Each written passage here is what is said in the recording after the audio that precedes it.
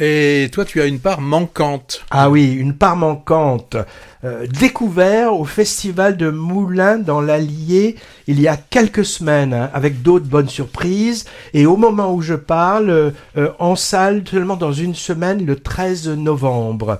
Alors cette part qui manque dans la vie du personnage principal, c'est sa fille adolescente qu'il n'a pas revue depuis toute petite et qu'il recherche en vain. Ce personnage, c'est Jay, un Français parcourant au volant d'une voiture les rues de Tokyo, puisqu'il est employé par une grande boîte de taxi.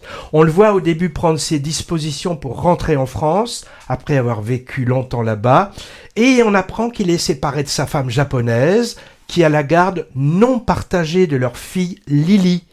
Et en remplaçant un collègue pour une course, un événement inattendu va bouleverser ses plans de retour.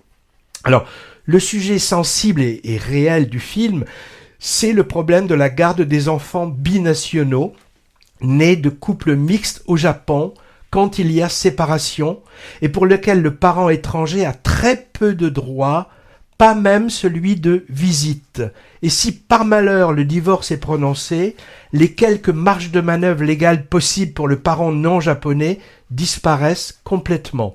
C'est une réalité dans ce pays, d'ailleurs en contradiction avec le droit international.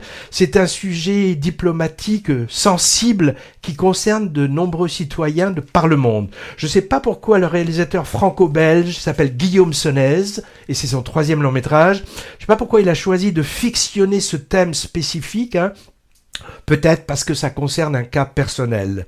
En tout cas, son précédent, qui s'appelait Nos batailles, récipiendaire de plusieurs Magritte en 2019, les Magritte, c'est les Césars belges, il abordait aussi des problématiques familiales de garde d'enfants. Alors, c'était déjà avec Romain Duris, comme l'est Une part manquante, qui repose en grande partie sur les épaules de cet acteur. Alors, toujours impeccable, quoi qu'il joue. Moi, je le trouvais énervant, celui-là, parce que toutes les filles se pâment devant son soi-disant charme.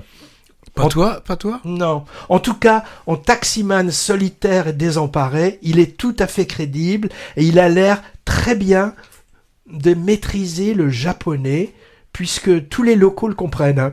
Par contre, le personnage de sa sœur, ou je sais plus si c'est une amie, je sais plus trop, dans la même situation familiale problématique que lui, m'a paru moins intéressant et fait un peu une diversion inutile. C'est l'actrice Judith Shemla qui l'interprète. Le film se double d'un aspect presque sociologique sur la société japonaise, qui paraît toujours exotique pour qui ne la connaît pas, ce qui est mon cas, avec par petites touches l'étude des rapports humains, sociaux et professionnels là-bas, en nous montrant aussi certaines traditions locales, avec des scènes presque documentaires très intéressantes, les bains publics, une curieuse scène de pêche partagée par exemple. On retrouve par là un peu l'esprit du superbe A Perfect Day de Wim Wenders l'an dernier, qui me faisait découvrir un Japon inconnu. Si on ajoute à ça une bande musicale réjouissante, dont on passe aujourd'hui quelques extraits, ça nous donne un bon moment de cinéma, original dans le paysage des films francophones, ne serait-ce qu'à cause de la délocalisation du récit.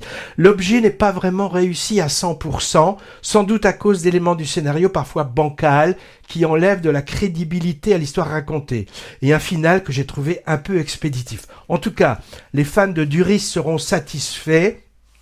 Pour illustrer Une part manquante, film sur la paternité contrariée, Patrick voulait chanter « Les juges et les lois, ça me fait pas peur, c'est mon fils ma bataille, fallait pas qu'elle s'en aille haut », mais il ne le fera pas par égard aux éditeurs.